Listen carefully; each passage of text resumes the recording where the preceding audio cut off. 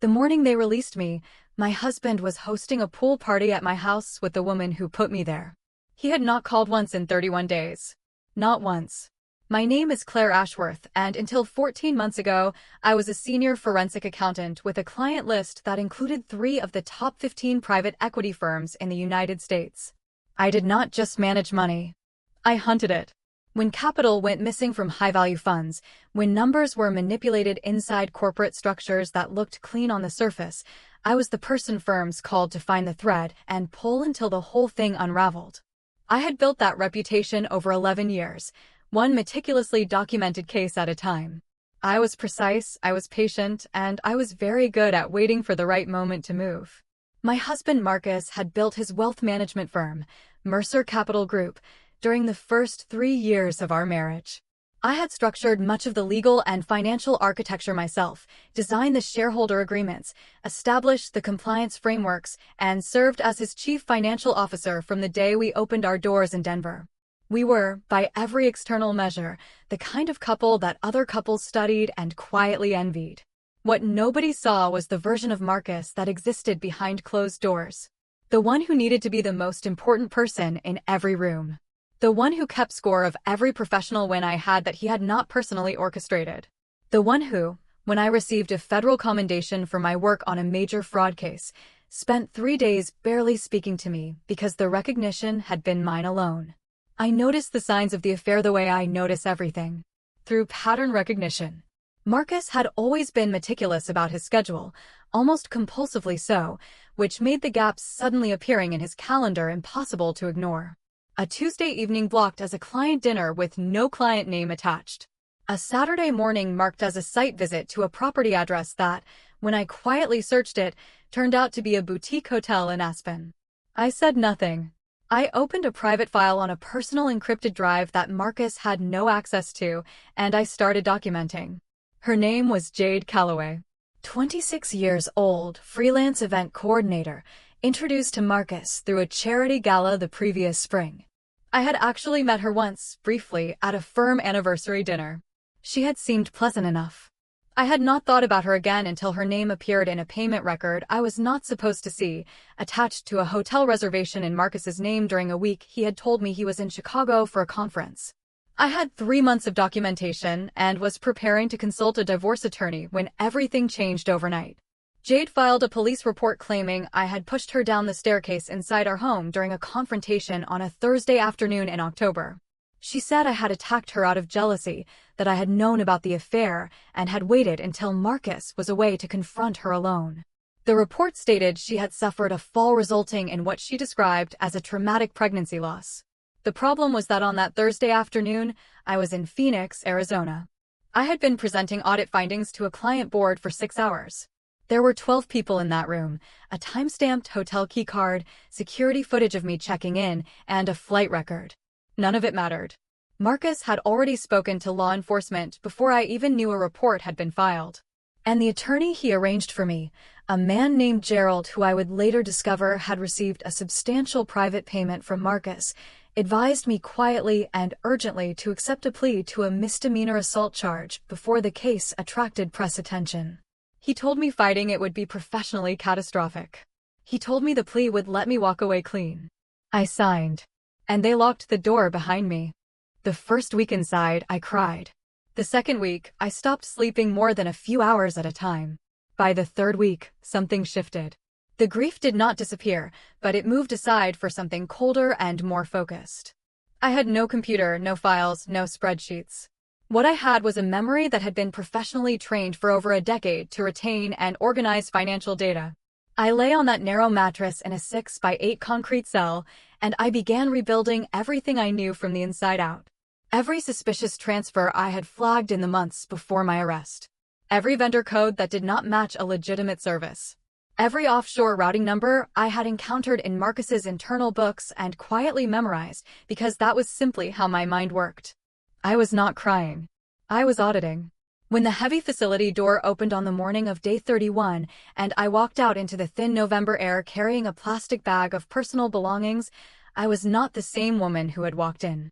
Marcus had sent a text 40 minutes before my release informing me that his attorneys would be forwarding divorce papers, that the board had voted to terminate my CFO position effective Monday, and that I should not return to our home. He told me to find somewhere affordable to stay. I stood in that parking lot and read his message twice. Then I opened the rideshare app connected to the one emergency credit card he had never known existed, an account maintained quietly under a trust structure I had built years before for exactly this kind of contingency, and I typed in our home address. Marcus believed 31 days had finished me. He was about to discover that all he had done was give me 31 days of silence to sharpen every single weapon I intended to use against him. I heard the music before the car even turned into our street. And when I saw the catering vans parked along the curb outside my own home, I understood exactly what kind of man I had married. The rear access gate responded to my personal code, which Marcus had apparently not thought to disable, and I slipped through the hedged path toward the back terrace. What I found there was a full outdoor event in progress. 50 guests at minimum, most of them investors and business contacts I recognized, standing around my infinity pool with champagne glasses in the afternoon light. String quartet music drifting from a speaker setup near the outdoor kitchen. Catering staff in white moving between the clusters of guests with silver trays. Marcus was standing at the center of it all beside the outdoor fireplace in a pressed linen shirt, laughing with a group of men I knew were potential backers for his upcoming public offering. And Jade was reclined on one of my Italian leather lounge chairs, wearing a cover-up over a designer swimsuit, her hair down, looking entirely at home in a life she had helped steal. She was wearing my grandmother's necklace. I had left it on my dresser the night the police took me from my own home in handcuffs. A thin gold chain with a small teardrop emerald that my grandmother had given me the year before she passed. Marcus knew exactly what that piece meant to me. Giving it to Jade was not careless. It was a statement. It was meant to tell me, if I ever came back, that there was nothing left here that still belonged to me. I walked through the party the way I walk into every audit. Slowly, deliberately, and without announcing myself. The whispers started near the back of the terrace and moved forward like a current. Marcus was mid-sentence when he turned and saw me, and I watched the laughter leave his face so completely it was almost clinical. Jade straightened on the lounger. Her eyes went to my face, then to the guests around her, calculating the optics of the moment in real time. I did not look at either of them. I walked directly to Jade, reached out, and unclasped my grandmother's necklace from her neck in one clean motion. She gasped and jerked backward. I closed the pendant in my palm and put it in the pocket of my jacket. What followed was Marcus at his most dangerous, performing outrage for an audience he desperately needed to keep. He grabbed my arm hard enough to leave marks, told me I was trespassing, told me my release conditions made this a parole violation, told me he would call the judge himself. Then he did call the police, loudly and theatrically, making sure every investor on that terrace could hear him describe me as unstable, erratic, and threatening. Jade produced tears on cue. 2 of her friends rushed to her side. It was an impressive performance. What Marcus had not accounted for was the envelope in my bag. During my 3rd week in custody, I had used my one permitted daily phone call to reach my personal attorney, Patricia Hale, a woman I had retained independently for years on contract matters that had nothing to do with Marcus or the firm. He did not know she existed. Over 10 consecutive calls, I had walked Patricia through the trust structure that governed our property. 3 years earlier, when we purchased our home, I had insisted it be held inside a blind trust funded entirely by my premarital inheritance, assets I had legally segregated and documented with meticulous care. The trust named me as sole trustee. Marcus was listed as a residential occupant subject to a standard morality clause. Patricia had spent my final week in custody obtaining an emergency property order from a Colorado District Court judge confirming that Marcus's breach of that clause, specifically his installation of a romantic partner in the residence during my incarceration, constituted grounds for immediate forfeiture of his occupancy rights. When the officers arrived and the lead deputy began explaining to me that I was the one who needed to step back, I handed him the sealed court envelope. He read it standing at the edge of my pool terrace in front of 40 witnesses. Then he turned to Marcus and told him he had 20 minutes to collect essential belongings and vacate the property. The silence that followed was the most satisfying thing I had experienced in 31 days. Marcus looked at the officer, then at the document, then at me. And for the first time in 7 years, I watched him have absolutely no idea what to do. He left. He had no choice. But at the gate, before his car pulled away, he turned back and smiled in that slow, deliberate way that told me he thought he still held the decisive card. He reminded me that every joint account was frozen. Every personal credit card was canceled. The board had already voted on my termination. Without income and without liquidity, he said, I was just a convicted felon sitting in an expensive house I could not afford to maintain. He told me to enjoy the dark. Then he drove away. He was right that I had no cash flow.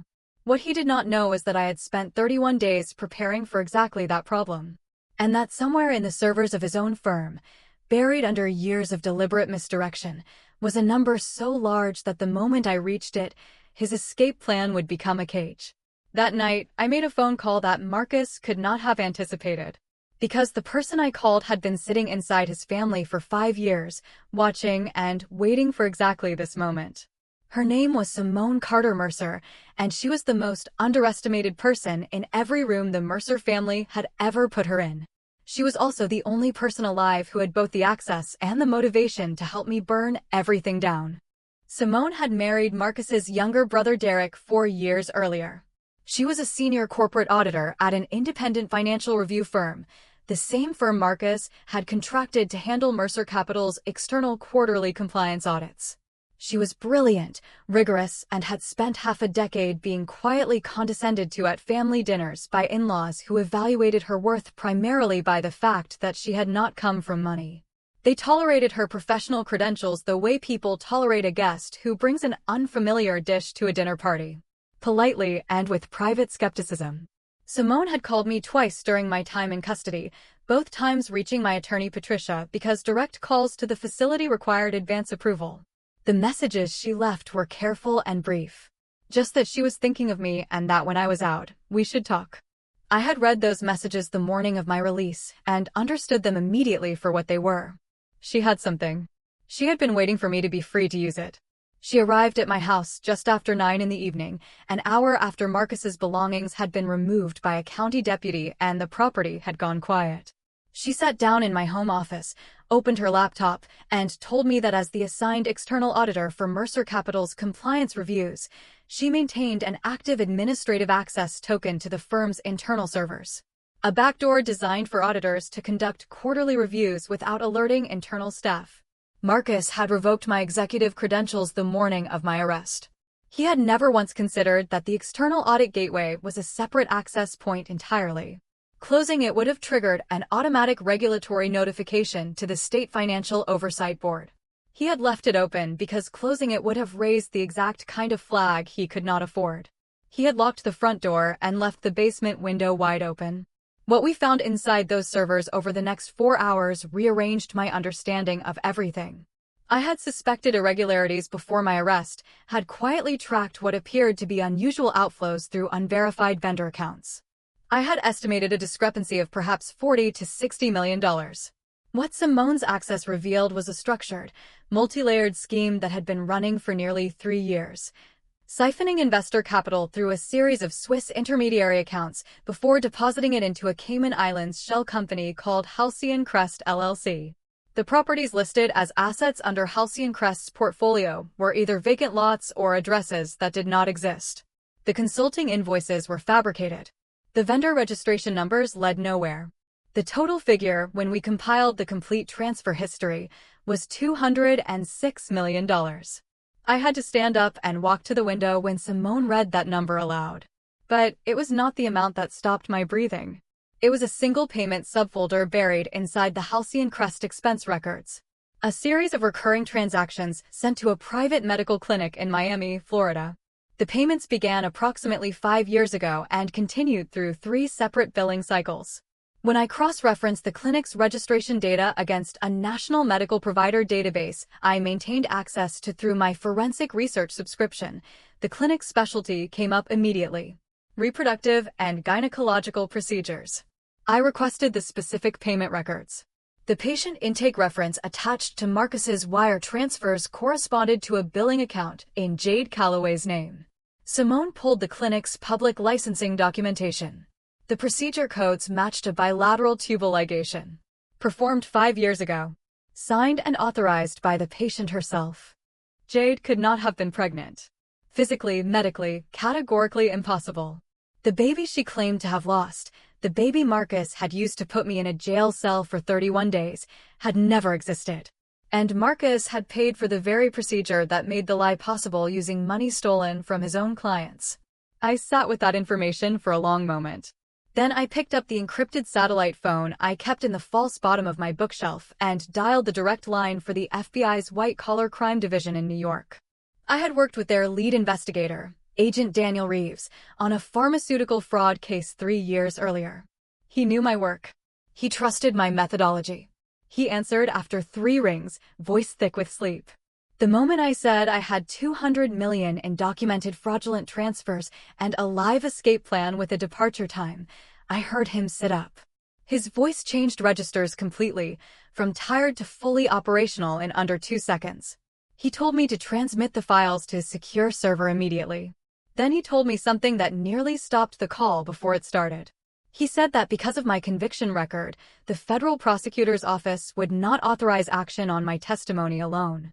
He needed a second credentialed witness to authenticate the audit findings, someone with clean standing and verifiable access to the source data. If I could not provide that, he could not move before the opening bell. I looked across the desk at Simone. She was already nodding before I finished explaining. She transmitted the full audit package from her credentialed access point at 4:17 in the morning, giving the federal authentication system a clean chain of custody from a licensed auditor with 0 criminal record. 18 minutes later, Reeves called back and told us to be at Teterboro Airfield in New Jersey by 7:45. He told me to wear something that communicated authority. It was 4:52 in the morning. The opening bell was in 4 hours and 38 minutes. And Marcus was asleep in a hotel suite somewhere in Manhattan, dreaming about $500 million and a flight to a country that did not send people back. But before we could leave, someone knocked on my front door. And what Jade Calloway said on my porch in the next 8 minutes gave us something no forensic ledger could have provided on its own. I almost did not open the door.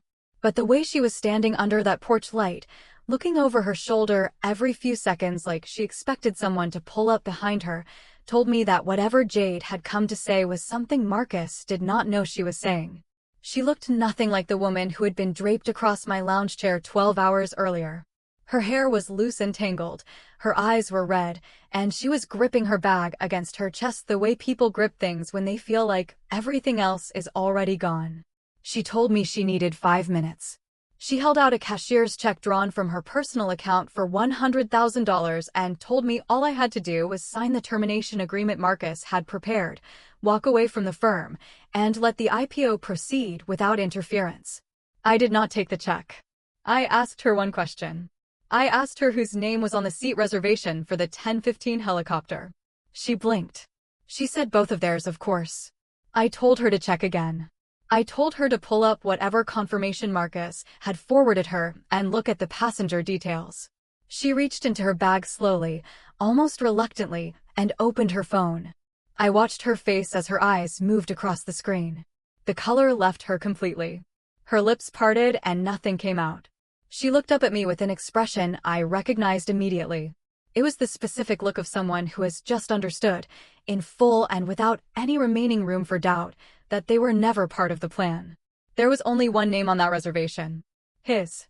The next 4 minutes were the most useful 4 minutes of my entire case. Jade talked.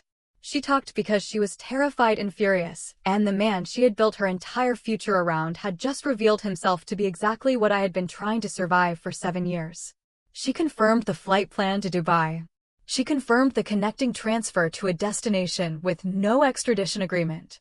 She described the account structure Marcus had told her would be their financial foundation abroad, accounts she now understood were registered entirely in her name, not his. She described signing corporate documents she had not fully read because Marcus had told her they were standard tax structuring paperwork. She described the Miami clinic, the payments, the careful construction of a story designed to remove me legally, cleanly, and permanently from every asset I had helped build. She gave me everything. On audio. Because Simone was standing 20 feet away in my dark hallway with her phone recording the entire conversation. When Jade finished, I told her the truth about her situation. I told her that every offshore account the auditors had traced that night was incorporated under her legal name, that her signature appeared on the Halcyon Crest LLC founding documents, that when federal investigators followed the transfer trail, and they were already doing exactly that as we stood on my porch, the paper led directly to her. Marcus had not made her his partner. He had made her his alibi, his fallback, his designated culprit. She sat down on my porch steps without being invited. For a long moment, she just stared at the check in her hands. Then she set it down, stood up, and walked away down my driveway into the dark. She did not take the check with her. I watched her go. Then I turned to Simone and told her we needed to leave for the airfield in 10 minutes. She was already closing her laptop. It was 5:08 in the morning. In 4 hours and 22 minutes, Marcus intended to walk onto a stage in front of $500 million worth of investor capital and ring a bell that would legitimize every dollar he had stolen. The only thing standing between him and a clean escape was the fact that the woman he had tried to erase had spent 31 days in a concrete cell doing nothing except preparing for this exact morning. We got in the car. I did not look back at the house. There was nothing left there that frightened me. The federal transport vehicle crossed into Manhattan at 8:23 in the morning. In 67 minutes, Marcus would walk onto a stage believing he had won everything. He had no idea the room was already full of people who worked for me. Agent Reeves briefed us during the drive. 22 federal agents were positioned throughout the Harrington Grand Hotel in Midtown, integrated into the event as catering staff, hotel security, and venue management. Every exit had been secured before the first guests arrived. The FAA had grounded the private jet at Teterboro on a maintenance hold that would not be lifted until further notice. A federal team was already parked 2 blocks from the East River helipad, watching the pilot's phone. There had been one moment, Reeves told me quietly, when the federal prosecutor had nearly pulled authorization entirely. Because I was a convicted felon, my testimony required independent corroboration before a judge would sign the arrest warrants. When Simone's authenticated audit transmission came through at 4:35 in the morning from a credentialed external auditor with a clean professional record, the prosecutor had the independent verification he needed. Without Simone, Reeves said, Marcus would have been on that helicopter. I thought about that for the rest of the drive. Simone and I entered through a hotel service corridor and took a staff elevator to the mezzanine level above the ballroom. From the railing we could see the entire room below. It was spectacular in the way that only stolen money can make something spectacular. Crystal chandeliers, a live quartet, towers of champagne, a stage with a digital countdown clock in polished silver. 300 guests in formal wear, the concentrated wealth of a decade of careful investor cultivation, all gathered to celebrate a man who had been running the largest fraud of his career while presenting himself as a visionary. Marcus was working the room with the ease of someone who had never once doubted that he would reach this moment. He was laughing with the Dallas investors near the stage, checking his watch with the satisfied expression of a man mentally calculating wire transfers. He glanced toward the main entrance a few times. Jade had not arrived. A small crease of irritation crossed his face, then dissolved. He had bigger things to think about. Simone had pre-linked her audit access to the hotel presentation network the night before through a compliance gateway protocol that registered on the internal system as a routine automated check. At 8:54, she looked at me from across the mezzanine railing and raised her eyebrows. I nodded once. She pressed a button on her phone. The stage display behind Marcus went dark for 3 seconds. Then it came back, and the forensic ledger filled every inch of that massive screen in sharp, high-definition detail. Transfer dates, routing numbers, shell company registrations, fabricated vendor invoices. The Halcyon Crest LLC account history, line by line, amount by amount, in text large enough to read from the back of the room. Marcus had his back to the screen. He knew something had changed because the man he was speaking to had gone completely silent and was staring past his shoulder. Marcus turned slowly, and I watched, from the mezzanine above, as every year of arrogance and entitlement left his face at once. I came down the staircase and walked through the crowd to the stage. A technician near the audio booth started to protest as I took the secondary wireless microphone from the stand. Simone stepped in front of him. He sat back down. I stepped onto that stage in a deep red power suit and introduced myself to 300 of the most influential investors in the Mountain West region. I told them my name. I told them I had served as the CFO of the firm they had come to celebrate. I told them that what they were looking at on the screen behind me was not a malfunction, but a 3-year forensic reconstruction of where their money had actually gone. I walked them through the structure with the same precision I would use in a federal courtroom. The Swiss intermediaries. The phantom Dubai properties. The Cayman accounts. The fabricated consulting invoices, one of which, I told them calmly, had been used to fund a medical procedure designed to make a false criminal accusation against me biologically credible. The room did not erupt immediately. It went through several seconds of dense, paralyzed silence first, the specific silence of very intelligent people absorbing information that restructures everything they thought they understood. Then it broke all at once. Marcus rushed the stage. 2 agents stepped out of the wings and stopped him before he reached me. He looked at them with genuine confusion because they were wearing the uniforms of his private security firm and their faces were ones he did not recognize. That moment of delayed understanding, that flicker where his certainty finally cracked, is the moment I will remember longest. The ballroom doors opened. Jade walked in flanked by 2 federal agents from the airport detention unit, brought to the scene for formal witness identification.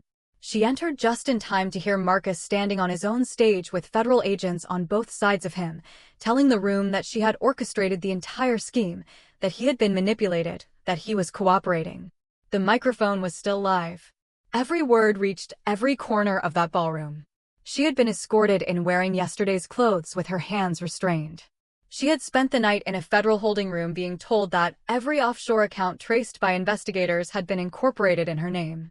She had heard from her assigned counsel that Marcus's legal team had already submitted a proffer letter naming her as the primary architect of the fraud. And now she was standing at the back of a ballroom full of cameras, listening to him say it to her face. She broke free from the agents flanking her. Later, the official incident report would describe it as an unexpected escalation. What it looked like in real time was a woman who had given everything to a man who had designed her destruction down to the paperwork, and who had nothing left to lose by making sure he did not get to stand upright while he did it. She crossed that ballroom in seconds. She hit the stage steps at a run. And the man who had promised her a villa by the ocean spent the next 90 seconds on the floor of his own IPO party, discovering that the consequences of his choices had a face and were not feeling patient. Reeves restored order. He read Marcus's federal charges into a live microphone in a room full of cameras and 100 journalists who could not believe their luck. Handcuffs. The specific sound of them. Sharp and final. The stock symbol was frozen before a single share traded. Every domestic asset moved under federal receivership before noon. The Dallas investors' legal team filed a civil recovery action before the ballroom had finished clearing. 7 months later, I sat in the second row of a federal courtroom in Lower Manhattan. The judge was a woman with 20 years on the federal bench and a documented intolerance for white-collar defendants who had treated the legal system as a personal resource. She sentenced Marcus to 19 years in a federal penitentiary with no provision for early release. She described him, on the record, as a predator who had weaponized the justice system against an innocent woman to facilitate his own escape from accountability. Jade received 3 years, reduced from a higher recommendation in exchange for her full cooperation with investigators and her testimony regarding the fabricated medical evidence. The question of whether Jade was a willing conspirator or an exploited participant was something the court weighed carefully. The answer, the judge concluded, was that she was both, and that both carried consequences. Harold and Caroline Mercer sat across the aisle in clothes that no longer matched the people they had spent decades performing. The country club had revoked their membership over unpaid dues 4 months earlier. The family estate had been listed for sale to cover legal debts. The name they had spent 3 generations polishing was now a reference point for financial fraud in federal case law.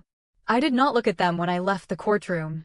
Simone finalized her divorce from Derek 6 weeks after the sentencing. We launched our forensic investigation and corporate audit firm, Ashworth Carter Forensic Group, in downtown Denver 8 months after the IPO collapse. Within 14 months, we had signed retainer agreements with 11 private equity firms, most of them the same investors who had once stood in a Manhattan ballroom watching Marcus sell them a lie. They paid us substantial monthly fees to ensure no one was doing to them what he had done. There was one final piece. 3 months after we opened, I received a request through our intake system from the Federal Correctional Facility where Marcus was being housed. An internal audit of the facility's inmate commissary fund management had flagged a discrepancy. The warden's office wanted an outside forensic review. Regulation required the contracted firm to have no existing conflict of interest with current inmates. Simone read the intake form over my shoulder. She set her coffee down slowly. Then she looked at me and said, very quietly, that she thought we should take the case. We submitted our engagement letter the same afternoon. Marcus received formal notification that his facility's financial records would be reviewed by Ashworth Carter Forensic Group beginning the following month. I was told by a contact at the facility that he sat with the notification letter in his hand for a long time without moving. I am 34 years old. Everything I have built since that November morning exists because a man who believes silence was the same thing as defeat gave me 31 uninterrupted days to think. He thought a concrete cell would erase me. What it did was remove every distraction I had left and return me to the most dangerous version of myself. The version that does not react. The version that reconstructs. The version that follows every number to its source and does not stop until the full picture is visible. If someone in your life is trying to make you feel small, trying to rewrite your story so that you appear in it as the villain, trying to use your silence as evidence of your defeat, I want you to hear this clearly. They are not burying you. They are giving you somewhere quiet to build. The people who underestimate you always leave evidence. And a woman who knows how to read it is the most dangerous person in any room she chooses to walk into. Now I want to ask you something directly. Jade lost 3 years of her life for choices she made, but she was also manipulated, used, and ultimately discarded by the same man who manipulated and used everyone around him. Do you think her sentence was fair, or was she more victim than villain? Tell me what you think in the comments. I read every single one. And if this story stayed with you, share it with someone who needs to be reminded that their silence is not surrender. It is preparation.